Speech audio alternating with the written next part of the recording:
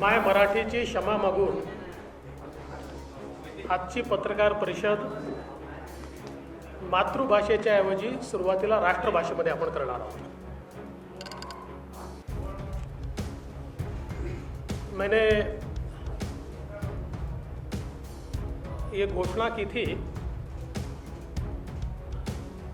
कि कुछ चीज़ें आप सबके सामने दिवाली के बाद लाऊंगा। थोड़ा लेट हुआ है क्योंकि कागज़ भी निकल रहे थे, कुछ लोगों के प्रेस कॉन्फ्रेंसेस के दिन पहले ही बुक्ड थे, इसलिए मुझे थोड़ा समय लगा। मैं जो बताने वाला हूँ ना तो वो सलीम जावेद की स्टोरी है,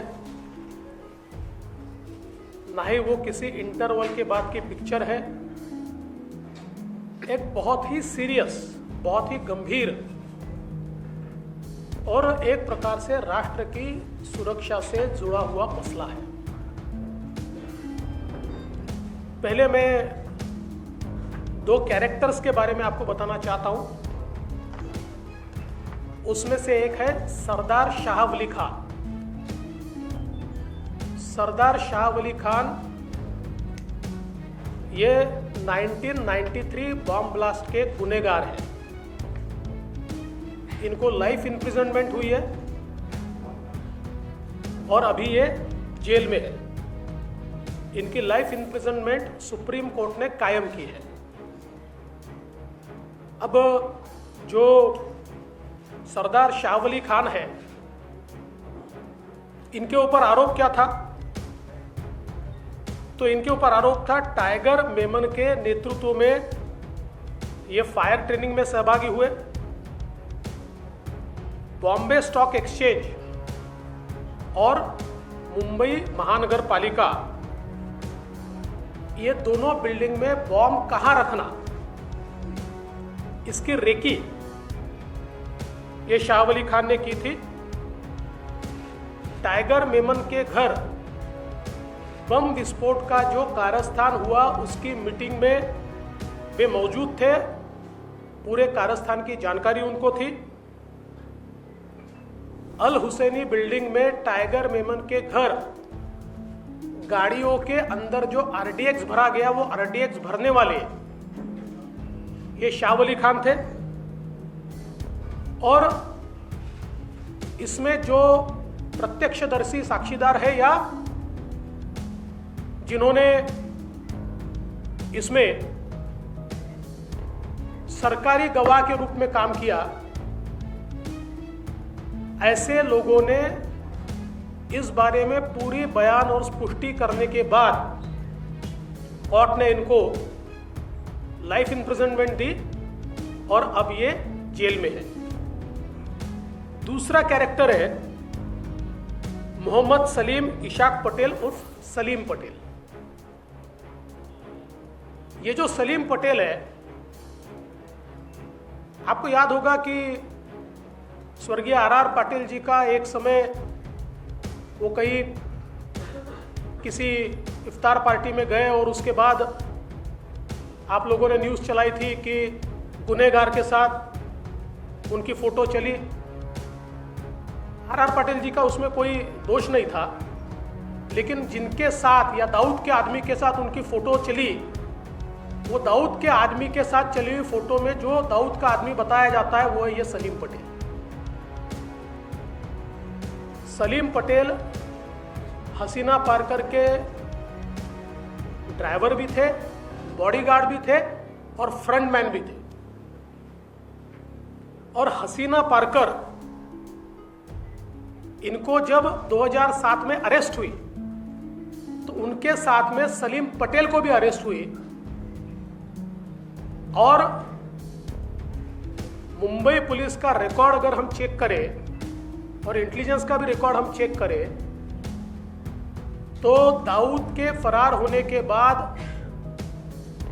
ये जो उनकी बहन थी हसीना पार्कर, या जिनको हसीना आपा कहा जाता था, इनके नाम से संपत्तियां जमा होती थी और इन संपत्तियों को जमा करने वाला ये सलीम पटेल होता था, इसके नाम से पावर ऑफ अटर्नी ली जाती थी।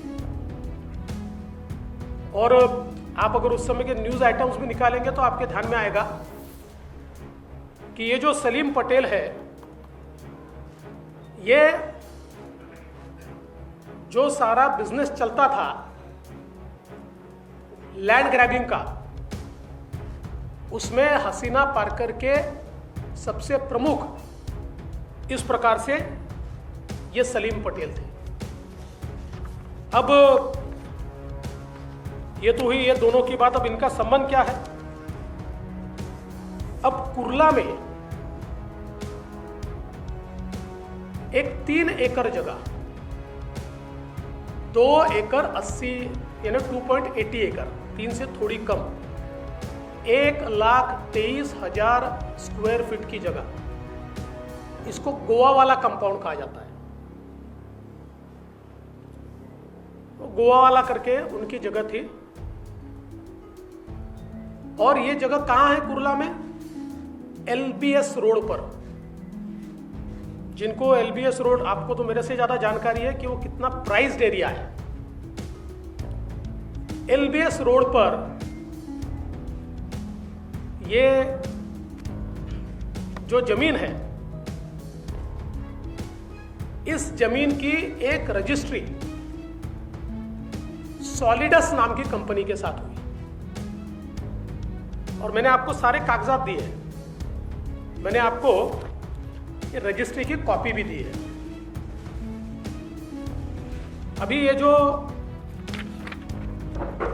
इसमें जो हुआ है वो अगर हम देखें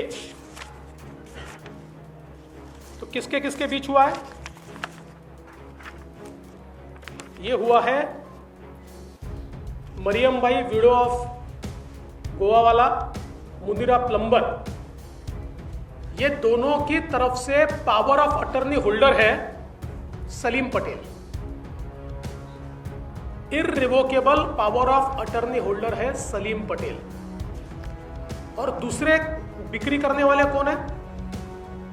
दूसरे बिक्री करने वाले हैं सरदार शाह वली खान। यानी सलीम पटेल और शाह वली खान ने मिलकर इस जमीन की बिक्री की है। बिक्री किसको की है? Solidus investments private limited. ये Solidus investment private limited company है नवाब मलिक जी के परिवार की। इस पर जो आपको मैंने दिया हुआ है, इस पर लेने वाले की साइन है, वो है फराज मलिक इनकी।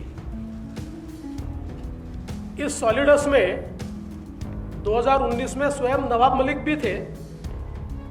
उन्होंने कुछ समय के लिए वो थे, बाद में फिर मंत्री बनने का उन्होंने इस्तीफा दिया, और आज भी उनके परिवार के ही लोग उसमें हैं। फराज मलिक, इन्होंने ये जमीन खरीदी। अब इसमें सबसे बड़ी बात यह है कि ये जो जमीन इन्होंने खरीदी, उस समय वहां रेट क्या था, वो भी बहुत महत्वपूर्ण है। उस समय वहां पर फोनिक्स मार्केट कुर्ला, आप लोग जानते हैं, LBS रोड पर ही आगे है। उसी साल, उसी समय 2005 में इसकी खरीद हुई है 2053 पर स्क्वायर फीट, यानी 2000 रुपए स्क्वायर फीट से। Ready reckoner rate 8,550 square metre है और मार्केट रेट 2053 स्क्वायर फीट के हिसाब से। और ये जो अंडरवर्ल्ड के लोगों से खरीदी गई लैंड कुल 3 एकड़ LBS रोड पर जमीन खरीदी गई 30 लाख रुपए में, 30 लाख, और उसमें से भी पेमेंट हुआ है 20 लाख रुपए का, 20 लाख। अच्छा, पेमेंट किसको हुआ है वो भी आपको मैंने दिया है, इसी रजिस्ट्री में वो दिया हुआ है। अगर आप रजिस्ट्री का पेज नंबर 5 देखेंगे तो नाही, आम्ही तुम्हाला याच्यावर दिला आहे, काय PDF वर दिली। नसेल मिळाली तर मिळून जाईल पीडीएफ वर दिलाय.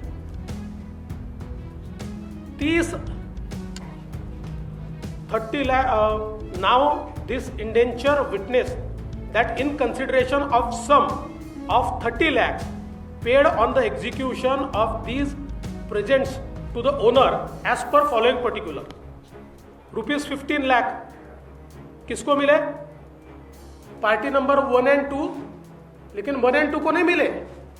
उनके power of attorney holder Salim Patel, इनके अकाउंट में ये 15 लाख रुपए गए. सलीम पटेल के अकाउंट में, उसका अकाउंट नंबर वगैरह सारा दिया हुआ है. और फिर a sum of 10 lakh paid on execution of this to, वो किसको मिले? वो मिले शाहवली खान, वो सरदार खान कहते हैं उनको, सरदार खान को मिले. और इसमें भी आगे अगर आप देखेंगे, पीछे में मैंने सारी चीजें लगाई है, उनके फोटो वोटो सभी है जो खरीद की है. इसमें रिसिप्ट भी लगी हुई है. और रिसिप्ट में आप देखेंगे तो मोहम्मद सलीम पटेल की पूरी 15 लाख की रिसिप्ट है. और सरदार शाहवली इनके 5 लाख की, और 5 लाख बाद में दिए जाएंगे लिखा हुआ है.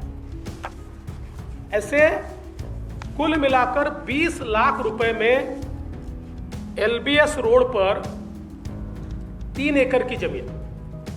अच्छा, इसमें भी वो तो एक अलग है, इतने कागजात मेरे पास आप लोगों को कंफ्यूज नहीं करना चाहता हूं, इसलिए सारे कागजात नहीं दे रहा हूं. लेकिन अब इसकी रजिस्ट्री जब करनी थी तो एडजुडिकेशन किया, और एडजुडिकेशन करके उसमें फेक टेनेंट दिखाए. टेनेंट पावर ऑफ अटर्नी में अलग है, और जो रजिस्ट्री है उसमें अलग है, और एक्चुअल जब नक्शा डाला वो भी मेरे पास है. तो उस समय तो बड़ी जगह खाली है वहां पर, वो सारी चीजें. तो ये एडजुडिकेशन में इसकी कीमत कम दिखाने के लिए ये सारी चीजें की, और इसकी कीमत 3.5 करोड़ रुपया दिखाई एडजुडिकेशन में, ताकि स्टैंप ड्यूटी कम पैसे पर भरनी पड़े. मतलब 8,500 का ready reckoner rate square metre का, 2,000 पर स्क्वायर फीट का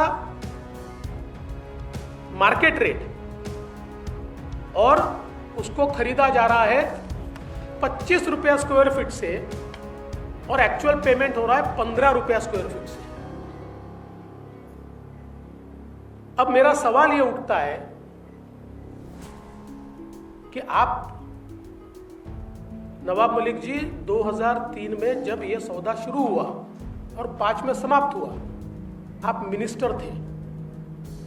यह जरूर है कि अंतिम रजिस्ट्री हुई उससे थोड़े समय पहले आपको जस्टिस सावंत के रिपोर्ट में आपके ऊपर स्ट्रिक्चर्स आए, इसलिए अपना पद छोड़ना पड़ा. पर क्या आप जानते नहीं थे सलीम पटेल कौन है? और सबसे बड़ी बात, मुंबई के गुनहगारों से आपने जमीन क्यों खरीदी? मुंबई में बम विस्फोट करने वालों से आपने जमीन क्यों खरीदी? और ऐसी कौन सी बात थी जिसके कारण ये मुंबई के गुनहगारों ने एलबीएस रोड पर 3 एकड़ की जमीन आपको 20 लाख रुपए में दे दी? सवाल यह उठता है कि इनके ऊपर टाड़ा था, टाड़ा उस समय. ये शायद बेल पर बाहर आए होंगे, इसलिए वो कर पाए, वो अभी उसमें असर्टन नहीं कर पाया. इनके ऊपर टाड़ा लगा था. और टाड़ा का अगर आप कानून देखें तो टाड़ा के कानून में टाड़ा का जो आरोपी होता है या कन्विक्ट होता है, उसकी सारी प्रॉपर्टी सरकार जब्त करती है. उसको सरकार जब्त करने का प्रावधान है. तो क्या यह टाड़ा के आरोपी की प्रॉपर्टी जब्त न हो, इसलिए फिक्टिशियस कंसिडरेशन के ऊपर आपको ट्रांसफर की गई? और हम अगर ये देखें तो इसमें बहुत स्पष्ट रूप से ये दिखाई पड़ता है कि ये जो सारा व्यवहार हुआ है, इस व्यवहार में तो इतनी उथल पुथल है कि आप लोग हैरान रह जाएंगे। मैं वापस कहता हूं कि आप लोगों को कंफ्यूज नहीं करना चाहता, क्योंकि 2003 में इसी प्रॉपर्टी में वो टेनेंट भी बने, उन्होंने अपने टेनेंसी ट्रांसफर भी की, वापस उन्होंने उसको खरीदा। और इसलिए ये सीधा संबंध अंडरवर्ल्ड से दिखाई देता है। आपने अंडरवर्ल्ड से, और उसमें भी मुझे इस बात का दुख है, आप मुंबई की उस विभीषिका को याद कीजिए जिस समय मुंबई में बम विस्फोट में हमारे मुंबईकरों के चीथड़े उड़ते हुए हमने देखे, चीथड़े। और हमारे चीथड़े उड़ाने वाले में जिन्होंने आरडीएक्स भरा, जिन्होंने कॉन्स्पिरेसी रची, जिन्होंने रेकी की, ऐसे व्यक्ति के साथ आप व्यवहार करते हो, बिजनेस करते हो। पर इतना ही नहीं है, ऐसी कुल मिलाकर मुझे 5 प्रॉपर्टीज छपड़ी है, जिनमें से 4 में तो 100% अंडरवर्ल्ड का एंगल है। और ये 2005 से लेकर अभी तक की है, 2 साल पहले तक की है। 100% 4 प्रॉपर्टीज में अंडरवर्ल्ड का एंगल है। किंतु जैसा मैंने कहा, न ये मेरे लिए सलीम जावेद की स्टोरी है, न इंटरवल के बाद का पिक्चर है। तो ये सारे मेरे पास जो सबूत है वो कॉम्पिटेंट अथॉरिटी को मैं दूंगा, और कॉम्पिटेंट अथॉरिटी उसकी जांच करेगी। और जैसा मैंने घोषित किया था, ये सारे सबूत राष्ट्रवादी कांग्रेस पार्टी के प्रेसिडेंट श्री शरद पवार जी को भी मैं देने वाला हूं, ताकि उनको भी पता चले कि उनके मंत्रियों ने क्या गुल खिलाया है। आज आपल्या समोर, थांबा आता मराठी होऊ दे।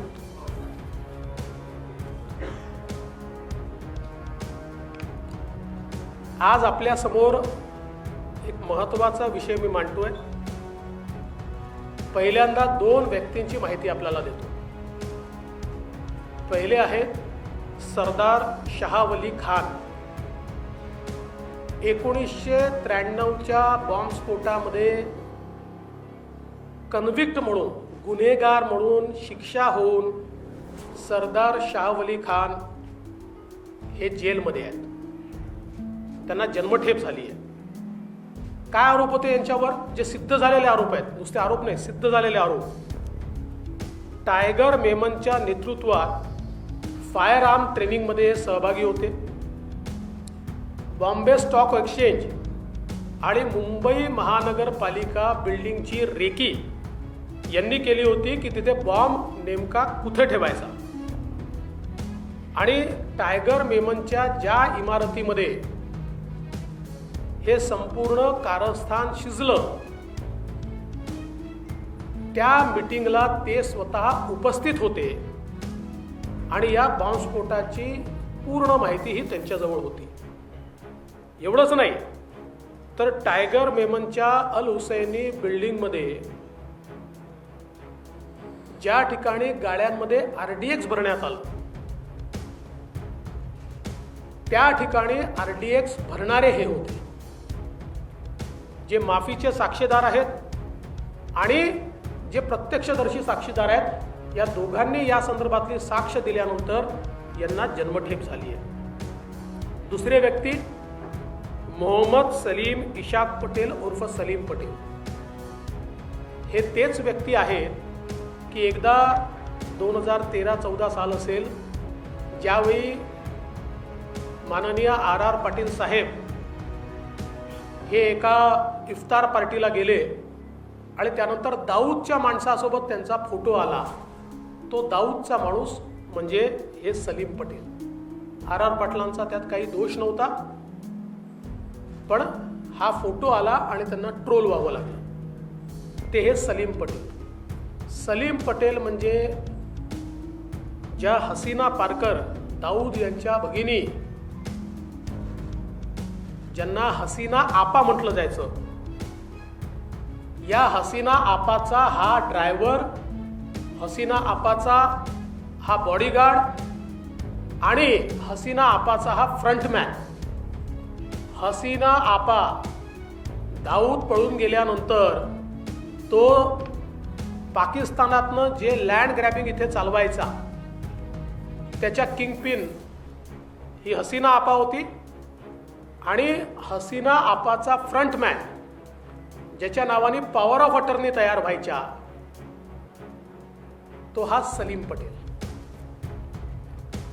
एक कुर्ल्यामध्ये LBS रोडवर जवळजवळ 3 एकराची जागा आहे. एका गोवावाल्या फॅमिलीची जागा होती. LBS रोडवर अतिशय महागडी ही जागा होती. सलीम पटेलनी एक त्याची इररिव्होकेबल पॉवर ऑफ अटर्नी घेतली आहे आणि त्याचा काही भाग हा या दुसऱ्या सरदार शाहवली खानकडे. आता सलीम पटेलनी इररिव्होकेबल पॉवर ऑफ अटर्नी घेतली म्हणजे कोणाकरता घेतली आहे सांगण्याची आवश्यकता नाही आहे. या दोघांनी ही मी आपल्याला या ठिकाणी रजिस्ट्रीची कॉपी दिलेली आहे. या रजिस्ट्रीच्या कॉपीमध्ये स्पष्टपणे LBS रोडवरची ही जागा जवळजवळ 3 एकराची या दोघांनी सॉलिडस नावाच्या एका कंपनीला विकली आहे आणि सॉलिडस इन्व्हेस्टमेंट्स प्रायव्हेट लिमिटेड यांच्या वतीनं याच्यावर सही केली आहे फराज मलिक यांनी. आजही ही कंपनी नवाब मलिक यांच्या परिवाराची आहे. काही काळ, छोटा काळ, स्वतः नवाब मलिक देखील याच्यामध्ये एक डायरेक्टर राहिलेले आहेत. आणि सगळ्यात महत्त्वाचं असं आहे की या दोघांनी, म्हणजे हे जे दोन सरदार शाहवली खान आणि सलीम पटेल, या दोघांनी सॉलिडसला ही जागा विकलेली आहे केवळ 30 लाख रुपयामध्ये. 30 लाख रुपयामध्ये आणि त्यातलं पेमेंट केलं आहे 20 लाख रुपयाचं. आणि मगाशी मी सांगायला विसरलो, आजही त्या ठिकाणी फार मोठं शेड हे भाड्याने दिलेलं आहे सॉलिडसने. आणि माझी माहिती खरी खोटी असेल, मागे पुढे असेल, पण मला जी माहिती आहे 1 कोटी रुपये महिना त्यातनं सॉलिडसला आजही भाडं मिळत आहे. त्यामुळे ही जी सगळी जागा आहे 30 लाख रुपये.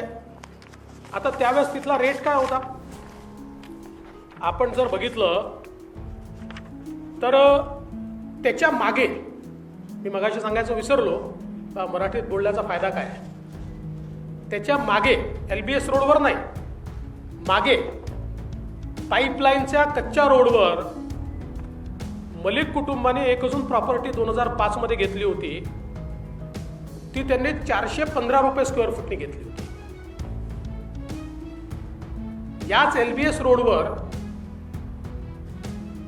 फोनिक्स मार्केट सिटी कुर्ला याची जमीन 2005 सालीच विकली गेली आहे आणि त्याच्यावर भरपूर रिझर्वेशन्स आहेत. ती 2050 रुपये स्क्वेअर फुटांनी विकली गेलेली आहे. आणि सॉलिडसनी या 2 अंडरवर्ल्डच्या लोकांकडनं ही जमीन जी घेतली आहे ती 20 रुपये चौरस फुटांनी घेतली आहे. 25 रुपये चौरस फुटांनी घेतली. 25 रुपीज पर स्क्वेअर फीट. 25 रुपये चौरस फुटांनी ही जमीन त्यांनी घेतली आहे. आता मुंबईमध्ये तर उकिरड्याची जागाही 25 रुपये चौरस फुटांनी मिळत नाही आणि पेमेंट 15 रुपये चौरस फुटांनी केलं. आता प्रश्न हा आहे की पहिल्यांदा मुंबईच्या गुन्हेगाराकडनं, मुंबईच्या हत्यारांकडनं ही जमीन विकत घेण्याची काय आवश्यकता होती? Why did you do business with killers of Mumbai? Killers of Mumbai. कोण आहे हा शाह अली खान? या ठिकाणी मुंबईमध्ये बॉम्बस्फोट झाले त्यावेळी माणसांची लखतर आपण बघितली आणि ती माणसांची लखतर जी आपण बघितली त्याचं संपूर्ण प्लॅनिंग आणि एक्झिक्युशन करणारा हा शाह अली खान. भारताचा सर्वात मोठा शत्रू म्हणून ज्याला आपण ओळखतो तो दाऊद, त्याची बहीण आणि तिचा फ्रंटमॅन असलेला हा दुसरा सलीम पटेल. काय आवश्यकता होती? आणि त्यात महत्त्वाचं असं आहे, या दोघांनी तुम्हाला इतकी प्राइस लँड कवडी मोलाच्या भावाने का विकली? का विकली कवडी मोलाच्या भावाने? टाळा कायद्याच्या अंतर्गत त्यावेळी हे आरोपी होते आणि कन्व्हिक्शन जवळ होतं. 7 साली कन्व्हिक्शन झालंय त्याचं आणि ते नंतर सुप्रीम कोर्टाने कन्फर्म केला. टाळा कायद्याच्या खाली कन्व्हिक्शन, आरोपी असो की कन्व्हिक्ट असो, यांची सगळी संपत्ती जप्त करण्याचे अधिकार हे सरकारला आहे. आणि मग आपली संपत्ती सरकार जमा होऊ नये म्हणून या ठिकाणी विकली गेली आहे. ही खरंच 20 लाखाला विकली गेली की या लोकांच्या काळ्या कामांकरता मोठ्या प्रमाणात काळा पैसा दिला गेला? चेकने एवढेच आणि नंतर कॅशने इतर. कारण अंडरवर्ल्डच्या लोकांना चेकच्या पैशाचं काही फार विशेष प्रेम नसतं. त्यांच्या सगळ्या कारवायांकरता त्यांना काळा पैसा लागतो. त्यामुळे कुठेतरी त्यांची प्रॉपर्टी जप्त होऊ नये म्हणून किंवा काळा पैसा देऊन या ठिकाणी ही प्रॉपर्टी विकत घेण्यात आली आहे का, हा माझा सवाल आहे. माझ्याकडे आता 5 प्रॉपर्टीजचे डिटेल आहेत. त्यातल्या एका प्रॉपर्टीचं कागदपत्र मी जमा करतोय, पण 4 प्रॉपर्टीच्या बाबतीत मी खात्रीनं सांगू शकतो की त्याचा अंडरवर्ल्डशी संबंध आहे, अंडरवर्ल्डची डीलिंग आहे आणि सलीम पटेल सोबत. केवळ या प्रॉपर्टीत नाही, याच्या पुढेही डीलिंग आहे. त्यामुळे या ठिकाणी हे जे सगळे कागदपत्र माझ्याकडे आहेत हे ॲप्रोप्रिएट अथॉरिटी, मगाशी तुम्ही प्रश्न विचारला ना, ॲप्रोप्रिएट अथॉरिटी यात कोण आहे हे मी ॲसर्टन करेन. ती पोलीस आहे, ती CBI आहे, ती ED आहे की ती NIA आहे. जी कुठली ॲप्रोप्रिएट अथॉरिटी आहे त्या ॲप्रोप्रिएट अथॉरिटीकडे हे सगळे कागद मी देणार आहे. आणि यासोबत मी अनाऊन्स केल्याप्रमाणे या सगळ्या कागदांची एक प्रत राष्ट्रवादी काँग्रेसचे सर्वेसर्वा श्री शरद पवार साहेबांनाही मी देणार आहे. कारण त्यांनाही समजलं पाहिजे की त्यांच्या मंत्र्यांचे नेमके काय प्रताप.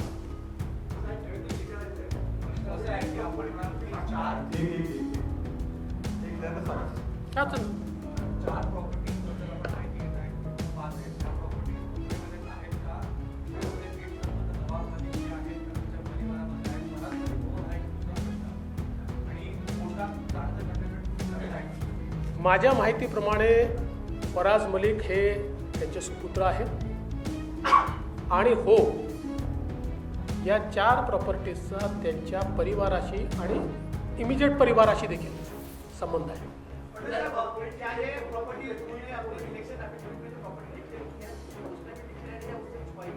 देखिए, मैंने उसकी जांच नहीं की है. मैं सही में बताता हूँ कि ये उसमें दिखाई है कि नहीं, वो मैं चेक करके आपको बताऊँगा.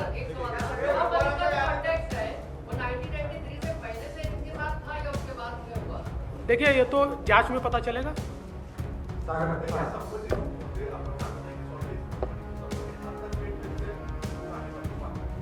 अजूनही नवाब मलिकांच्या परिवारातच ती आहे. असं आहे की जी माझी माहिती आहे ती 2019च्या सुरुवातीला हे जे फराज मलिक होते हे त्यातनं रिटायर झाले आणि नवाब मलिक आले मग नवाब मलिक रिटायर झाले, त्यांचे एक बंधू आले आणि आजही आपण जर, कारण ते जे एका मोटरसायकल कंपनीला ते भाड्याने दिलं आहे, ते भाड्याने जे दिलेलं आहे त्याचं जे ॲग्रीमेंट आहे ते रजिस्टर केलं आहे, ते आजही फराज मलिकांच्याच नावाने रजिस्टर आहे.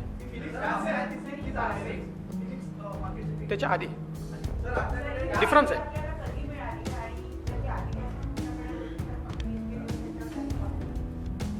माझ्याकडे मिळाली, लगेच मी आपल्यापर्यंत आणली.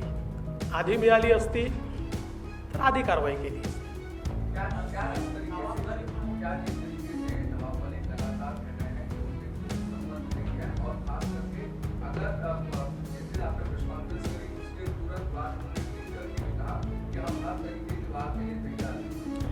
देखिए, मैं कोई शेरो शायरी में जाता नहीं हूँ. These are hard facts. आप गुमराह कर सकते हो, आप भटका सकते हो. आप देखिए, एक हम भी इतने सालों से राजनीति में, तो जब वार होता है तो उसको डाइवर्ट करके मीडिया अटेंशन डाइवर्ट कैसा करना हमको भी पता है, लेकिन उससे फैक्ट नहीं बदलती. फैक्ट तो आपके सामने, मैंने आपको तो सारे पेपर्स दिए हुए हैं, फैक्ट तो नहीं बदलती है.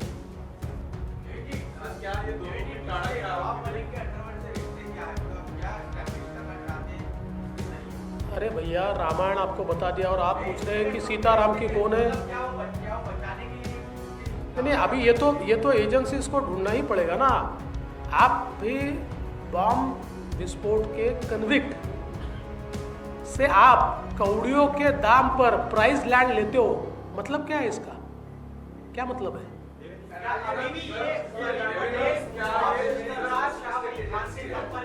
परिवार या डायरेक्टली नवाब मलिक है क्या, एक दूसरा आपने काले धन का जिक्र किया, तो उसके ट्रांजैक्शन को लेकर कोई जानकारी मिल पाई है? देखिए, अभी उनका संपर्क है कि नहीं मैं जानता नहीं हूँ, लेकिन इसके बाद भी सलीम पटेल के साथ के ट्रांजैक्शंस उनके मेरे पास है.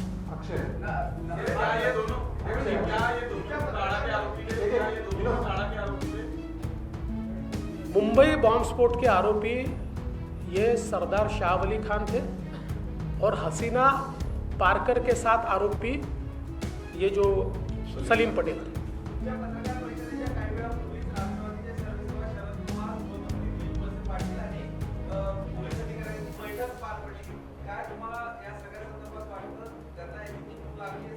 मला वाटत नाही की या संदर्भात ती असेल.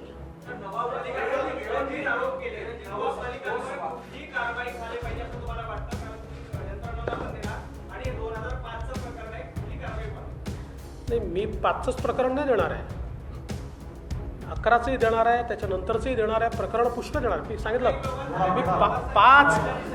मी 5 प्रकरणं देणार आहे. मी तुम्हाला काय पुन्हा सांगतो, माझ्याकरता सलीम जावेदची स्टोरी नाही, इंटरवल नंतरचा पिक्चर नाही. मी एक जबाबदार व्यक्ती आहे आणि नवाब मलिकांची माझी वैयक्तिक दुश्मनी पण नाही. त्यामुळे मी हे सगळी माहिती मी सांगितलं एक ॲप्रोप्रिएट अथॉरिटीला देणार आहे लिगल ॲक्शन होण्याकरता, आणि त्यांच्या प्रमुखांना देणार आहे, त्यांनी त्यांच्यावर कारवाई करावी.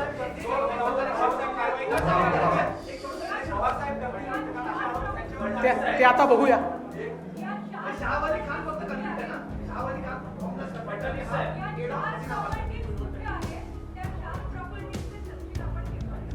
त्या 4 प्रॉपर्टीजचे तपशील हे मी एजन्सीजला देणार आहे. एजन्सीज त्या संदर्भात चौकशी करतील आणि एजन्सीजला गेलं की आपण लोक इतके हुशार आहात, माझ्या आधी एजन्सीजमधनं आपल्यालाच माहिती मिळते.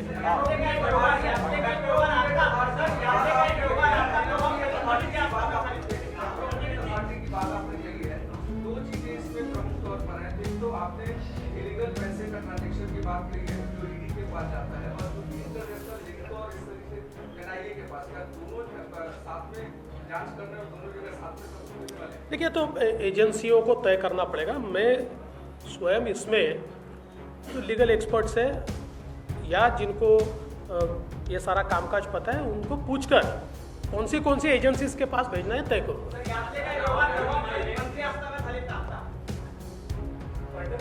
मी ते नंतर तुम्हाला देईन त्याही संदर्भात.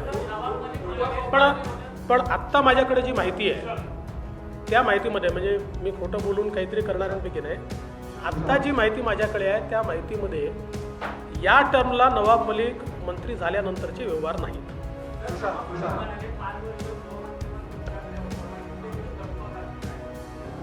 फार सुंदर प्रश्न आपण विचारला, ज्याचं उत्तर मी ऑलरेडी दिलं आहे की माहिती जेव्हा आली 2005ला हे घडलेलं आहे. त्याच्यानंतर किती गृहमंत्री झाले, ते का चूप होते?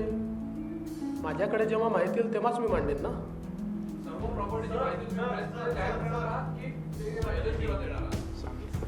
मी एजन्सीजला देईल, कारण मी पुन्हा सांगतो की माझ्याकरता हा पॉलिटिकल स्कोरिंगचा विषय नाही, हा महत्त्वाचा विषय आहे.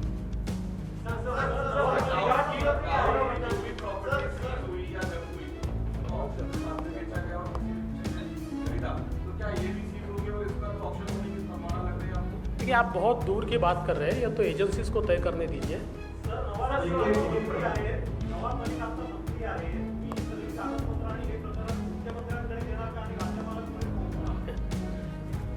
आता आपण ही आयडिया दिली आहे तर मुख्यमंत्र्यांनी देऊन देतो, राज्यपालांना देऊन टाकतो.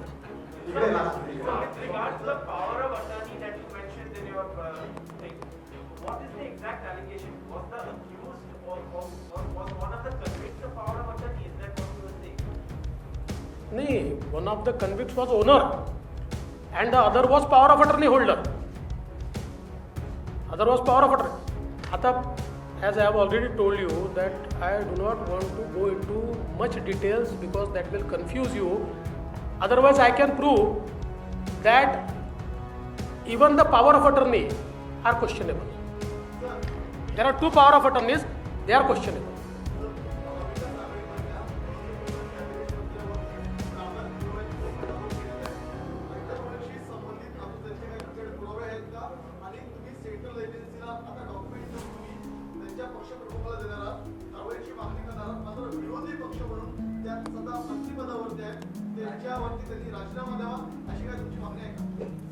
मित्रा, पुरावे तर मी दिलेच आहेत, तुमच्याकडे आलेले आहेत, आणि शरद पवार साहेबांना एवढ्याकरताच देतो आहे की त्यांनी ते बघावे आणि त्यांनी कारवाई करावी. माझ्या मागणीने तर काही होणार नाही आहे. त्याच्यामुळे तेवढ्याकरताच मी शरद पवार साहेबांना देतो आहे की जरा तुम्ही बघा.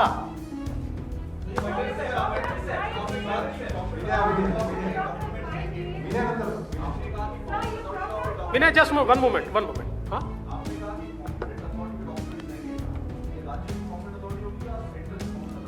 इट डिपेंड्स अपॉन मतलब किस प्रकार के व्यवहार हुए हैं, उस व्यवहार के आधार पर होगी ना. If it is a black money और it's a benami property, then it will be covered by the central agencies. Otherwise it goes to the state agencies. Absolutely, because it is also one of the options, because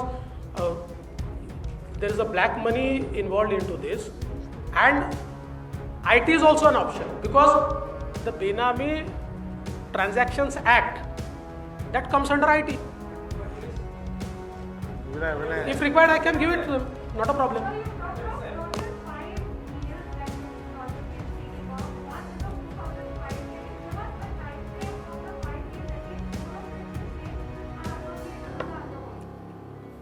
I've already told that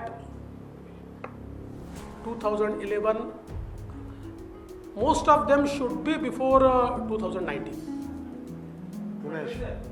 Nawab Malik यांनी पत्रकार परिषदेत एक माहिती दिली आहे. ते असं म्हणतात की माझी भाजपशी लढाई नाही, एनसीबी मधल्या काही अपप्रवृत्ती त्यांच्या विरोधात ही लढाई आहे, आणि त्यात त्यांनी मोहित कंबोज जे तुमचे निकटवर्ती आणि तुमच्या पक्षाचे पदाधिकारी आहेत यांचे माफियाशी संबंध दाखवलेले आहेत, आणि आर्यन खान यांना खंडणी प्रकरणात किडनॅप करण्यात आलं, इतका गंभीर आरोप केलेला आहे. ते रोजच असे आरोप करतात.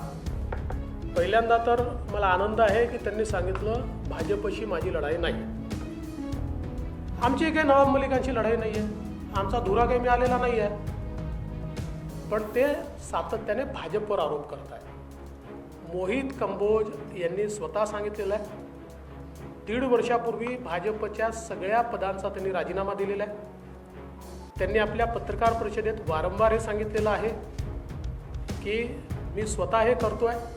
आणि त्याहीपेक्षा महत्त्वाचं, मी माध्यमातूनच बघितलं की त्यांनी डिफेमेशनचा दावा त्या ठिकाणी केला आणि त्या डिफेमेशनच्या दाव्यावर नवाब मलिकांना नोटीस इश्यू झाली.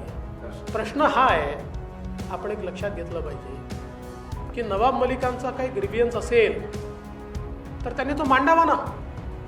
समजा एका ऑफिसरबद्दल असेल, त्यांच्या वरिष्ठांकडे मांडावा.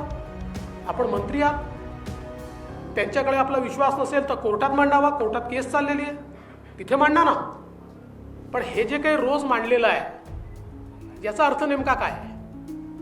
सेंट्रल एजेंसी के एक अधिकारी की लगातार वानखेड़े को दिल्ली से ताल्लुक कर रहे हैं और नवाब मलिक का कहना है कि बीजेपी को सेंट्रल एजेंसी के भ्रष्ट अधिकारी के साथ खड़े नहीं होना चाहिए. देखिए, अभी पहली बात तो ये है कि मेरे इशू को आप डाइवर्ट मत कीजिए.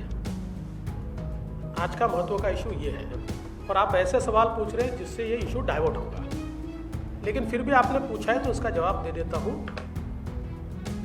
बीजेपी जितने अच्छे ऑफिसर है उनके साथ खड़ी रहेगी और कोई ऑफिसर गलती करेगा तो चाहे सेंट्रल एजेंसी का हो या स्टेट एजेंसी का हो, उसके खिलाफ भी बीजेपी कार्रवाई करेगी. राष्ट्रवादी अध्यक्षांच्या दुसऱ्या कुठल्या पक्षाच्या नेत्यांनी आपण एक प्रवेश देणार? दुसऱ्यांच्या फायदा काय? चल लास्ट क्वेश्चन. नवाब मलिकांच्या बाबतीत अत्यंत गंभीर प्रकरण समोर आणलेलं आहे आणि तुम्ही म्हणालात की सगळे कागदी पुरावे तुम्ही शरद पवारांना देणार आहात. पण नवाब मलिक हे उद्धव ठाकरे यांच्या मंत्रिमंडळाचे मंत्री आहेत आणि उद्धव ठाकरे या सरकारचं नेतृत्व करतायत. तर तुम्ही त्यांनाही कागदपत्र देणार आहात का? नाही, मी मगाशीच सांगितलं की तर मला फार चांगला ती सूचना दिली, माझ्या डोक्यात आधी नव्हतं, पण मी नक्की उद्धवजींना पण देईल, राज्यपालांनाही पण. चला, थँक्यू.